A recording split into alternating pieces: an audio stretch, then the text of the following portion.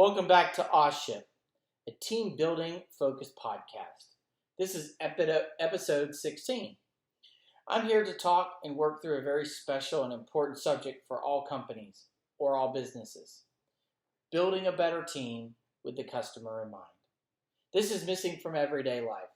Companies large and small have forgotten who are paying their salaries or the bills of that company the individual works for. You see this every day. Trust me. Thank you to everybody that has returned and has given me feedback. That is the only way that I'm going to be able to make this more enjoyable and watchable, or just be for you, the listener or watcher. Please subscribe to me if you haven't done that already on LinkedIn or here on YouTube. I do have a Facebook page, so find me there. You can also email me in reference to content or have any questions about team building in general. RA Enterprises is here to help everyone. Anyone can learn, anyone can help. Over my years as the Director of Operations at Premier Logistics Partners, I've learned and seen how a good team can impact others. Others within the organization and others external, our customers. RA Enterprises is how I'm giving back to others, how I'm helping others, how I'm serving them.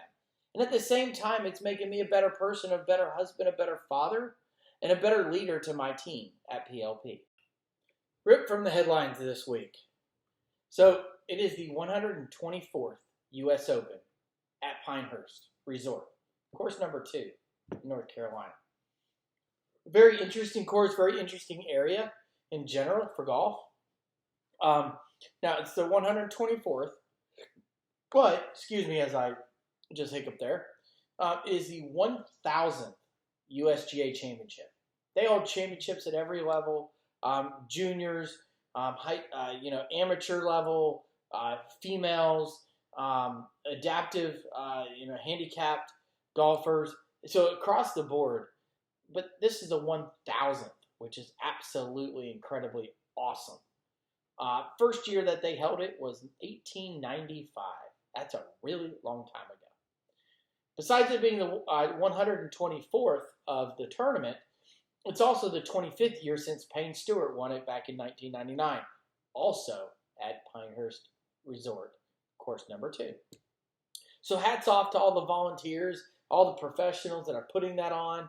The other good thing and cool thing about it is the fact that they've gone through an entire restoration project, really. I mean, you can call it restoration if you want, but they put the course back to more of its original intent, not layout-wise, but more of the fact that they brought more sand in, native grasses. They took out a lot of the green grass that was put in during the 80s and 90s. It's a really, really treacherous course. It's definitely difficult. I've been through Pinehurst, never stopped, didn't get gas, didn't get a drink, but I've driven through. It's a very beautiful area of North Carolina. I would love to play golf up there. Maybe I'll be able to convince the wife to let me have a guy's trip up there. But again, hats off to that tournament and the USGA. This week I want to talk about trust. Trust of the team. Now, I've covered this in the past, and it's just interesting how trust is an umbilical cord to everything you do in your organization and on your team or within your department. Now, let's just look at a brief definition of trust. A firm belief in the reliability, truth, ability, strength of something. It's pretty cool. But think about that for a minute. You have to have belief and trust in everybody and in everything you do. Think about the way that you met your wife or your husband and you were courted. You went on a date. You went on a bunch of dates. Maybe it was over a course of months or years or decades. Just depends on your life.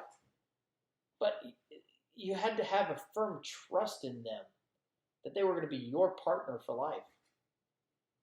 We have to do that in business. We have to have a team employees, customers that you build trust with. Building trust is not always easy.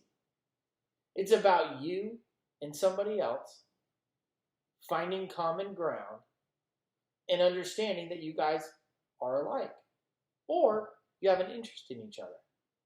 Opposites never attract. Opposites will not give you trust. But how do you do that in a team? How do you build a team to have trust? Well, I got some pointers for you. It's not a perfect science, but here are some pointers. So this is, again, just some information I was able to pull on how to build a team trust. Recognize excellence and reward it. Now, that can go a lot of different ways. You can talk about it in general. You can give them a plaque. You can give them gift cards, gifts, PTO, all sorts of kind of stuff. I mean, honestly, for me, I just want my direct supervisor to tell me, great job, Eric. That's just me. That's a personal thing. Okay? Set motivating goals. You have to be able to set a goal for your team or your staff members or your teammates. If you don't know where you're going, how are you going to get there? And who's going to lead you if somebody's not helping you get to a spot in the future? Let your people decide how to do their work. Now, that can go a lot of different directions. But if you have a project, don't dictate the project to the team or to the people, the team members doing it. Don't dictate and correct them when they are wrong. Let them figure out they're wrong or incorrect. If you are standing and hovering over them and dictating, you have no trust. They're already aggravated because you're in their business. You're stirring that pot. And when you're stirring that pot, it doesn't work. It never does. So just be open to that.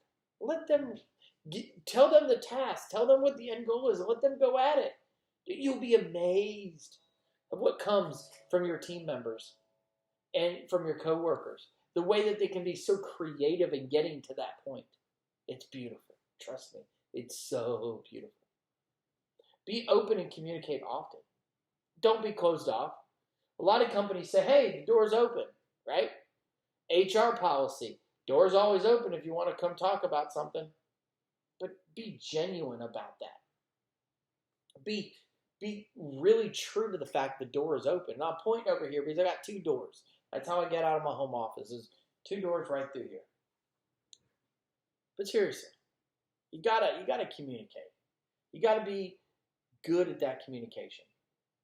Whether you're communicating in the moment, at that time, working in the trenches, or if it's between departments. Build genuine relationships. When you want to meet a girl, I'm taking this from the male perspective, from my perspective. If I see a girl at church or at a bar or at a social event, and I'm like, golly, I want to get to know that person. If I'm fake, I'm never going to get her. If I am fake for most of our relationship, and I want to put a fat rock on her finger to marry her, and I'm fake, she's already going to know that. She's already going to see it. And if she doesn't, well, that's a problem all within itself. But be genuine. When you talk to your coworkers, talk to them with a level of heart. Build those relationships. Encourage those relationships within your company. Have events where your employees can interact so those relationships can flourish. Because guess what? They're going to be stressed one day at work and you're not going to have a clue. And all of a sudden, they're going to talk. And all of a sudden, it's going to get better for them. And then all of a sudden, your production is going to pick up. And who wins? Your customer wins. Encourage professional and personal growth. Give pointers to your team. Give them different items for them to go through and do. If they want to build a birdhouse and you are a master certified birdhouse builder, point them in the right direction. Do not tell them how to do it, but encourage them to go look at this resource or go look at that resource. Because as soon as you do that, you're encouraging them to grow personally. You're encouraging them to go learn and research. Same thing is true in professional growth. If you have a team member that wants to move up and they need to work on some skills, give them the data, the information, the research, or the area to go so that they can then learn. Do not tell them to go do it. Have it just be, hey, I know you've really been interested in this. Why don't you go to this resource right here? It's a great resource. I found it 2 years ago. It's been a great help for me. But look at what this is, right? Look at RA Enterprises. Look at this podcast. You are listening to me run my mouth, but you're learning. You're learning because somebody like me is willing to put this out there, saying, hey, we're not all perfect. We all need to listen. We all need to help each other. It is such a good thing. And think about it this way. In my world, 3PL and brokerages, we have a couple different organizations that we're a member of, and we all get together in a group setting. And when we're together as a group setting, guess what we're doing? We're collaborating. We're strengthening each other. We're growing. We're taking that back to our individual companies and handing that knowledge, that information that we receive back into the team and the organization. Then your customer wins. Think about that. Now, also, show vulnerability while maintaining credibility. Sort of key there. You need to not be a top-down person. You need to be I don't care what your job is. You need to be in the trenches guy. Your employees, your teammates, your coworkers need to have the ability to come to you and you be humble in some of your vulnerability. Make sure you're telling the truth. Make sure that you are passing that same level of I can't think of the word right now. I'm trying to think about it on the fly. But you got to be genuine in it. I'll use that for right now since I've used it already in this podcast. If you are showing your heart to them and you're being vulnerable and you're accepting that something didn't go right and you're somewhat wrong or responsible for it, you're going to gain so many more miles with that employee, with that teammate, with that coworker, than if you were like, yeah, okay, cool. That credibility part goes hand in hand with vulnerability. They're cousins, if you ask me, or sisters or brothers, whatever you want to call it. And again, it's just one of those things that is just really, really cool about teams. When you are learning about your team, when you're learning about yourself, you're engaging in a level of education, a level of learning that you probably haven't done in a really long time. That's stimulating for the brain. It's stimulating for you. It's stimulating for, just all kinds of things. Now, part of this, and again, we go back to encourage personal and professional growth. Part of me doing this podcast is me exploring some of that personal growth and professional growth. But also, how does that do with teams? Well, guess what? I found something that's really cool. So it's called Science for Work. It's a nonprofit. It's a really good resource that I stumbled across a few weeks ago. I encourage you, if you want to look at it, look it up, to go on in and definitely look at their website. They have a lot of good information there. But they sort of have this graphic, and check out this graphic. It's really cool. But it talks about team attitudes, information processing, and team performance.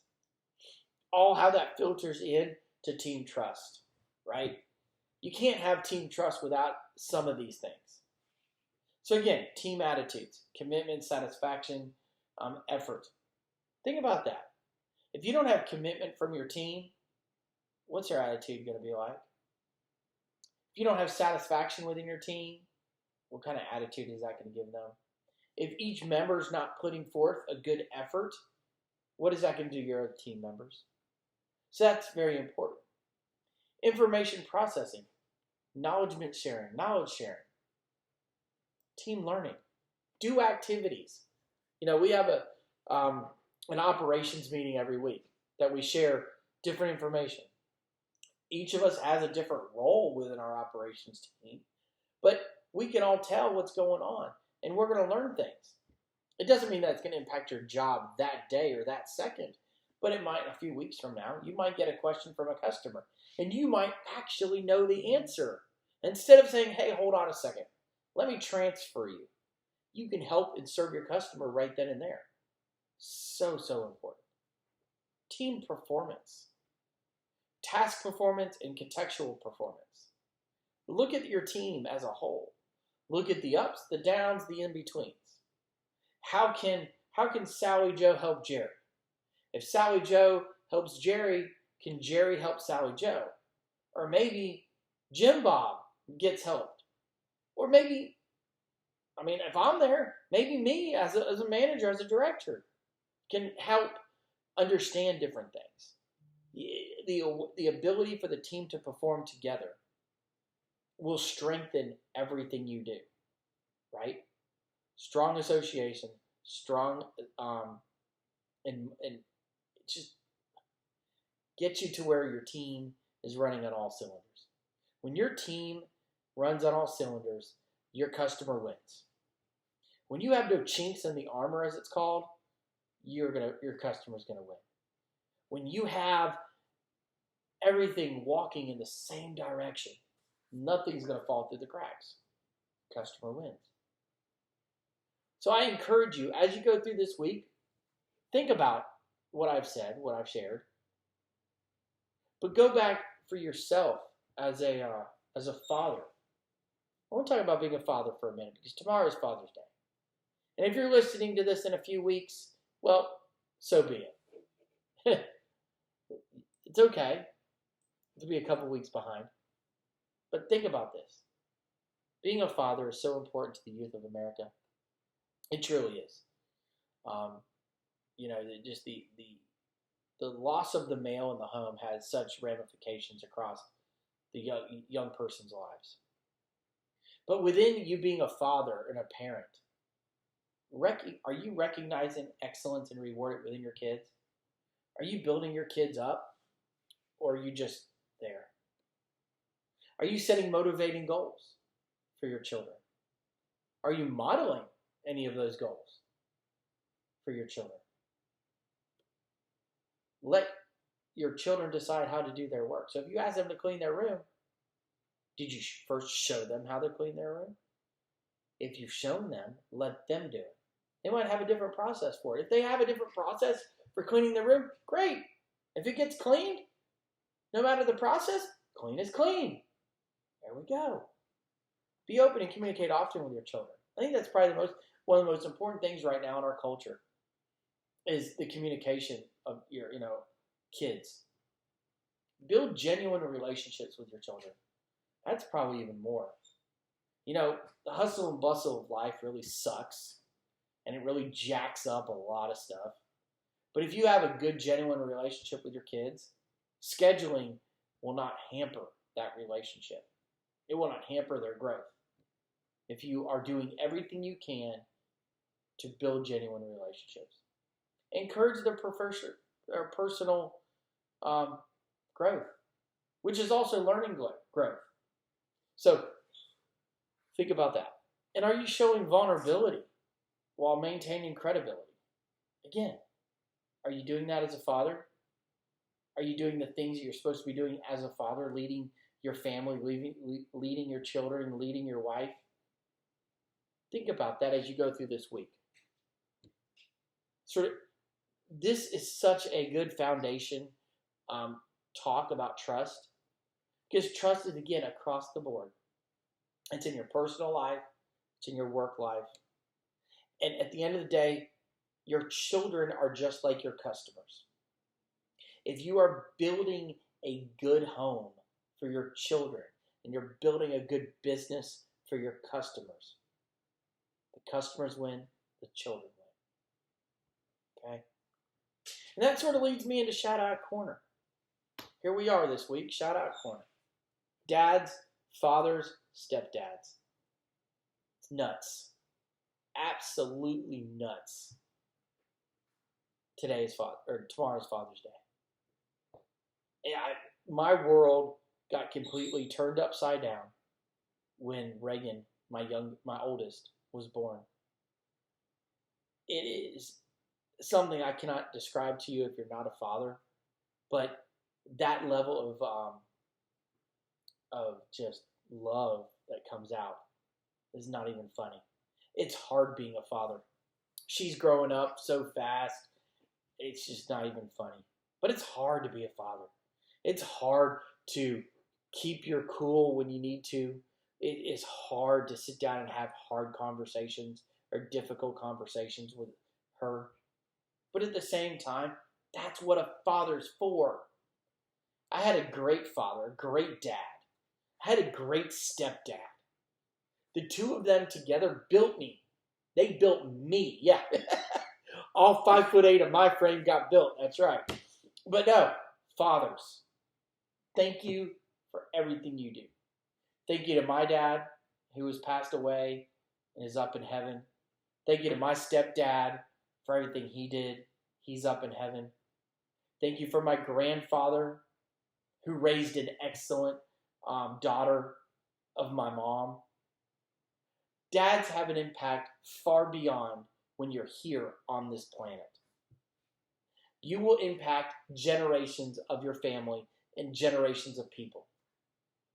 If you continue to work towards that, that is going to be excellent for everybody. So that's Shout Out Corner. Quote of the week. This is going to be a funny one, but I'm going to use it because I'm talking a lot about being a dad today. We are here to support our kids, right? We are here to take care of our kids. But one thing that I have really thought about recently is how much I sound like my dad sometimes. So the quote of the week is not a quote. It's just dad sayings, right? There's just so many things that dads say that later on in life you're like, whoa, I just sounded like my dad. Or it's like, wow, that really makes sense. So if you're a father, just know that your words have an impact on others. If you're not a father, think about what your father's done. And more than anything, you're going to grow up to be a great father, a great individual. And now, this sounds like I'm leaving out females, but I'm not. And here's why. I have 2 daughters. I'm a dad. I had a dad, a real dad, and I had my stepdad. All 3 of us were dads, and we're influencing and we're pushing all that into my daughters through me. All women benefit from great dads and great fathers, and great dad jokes and dad things. Spend time with your dads. The wives out there, thank you for everything you do. Mother's Day was about a month ago. Mothers do just as much as dads. But right now, I just want to say thank you for every single dad quote I've ever heard in my life and that I've regurgitated to my daughters. It is such a great, fun time when I'm like, huh. Well, this brings us to the end of this episode. I want to thank you guys for watching. Drop me an email at the address above. Please subscribe and follow me here on YouTube or on LinkedIn or Facebook for that matter. I hope everybody has a blessed week. Thank you for watching or listening. Till the next episode. Bye-bye.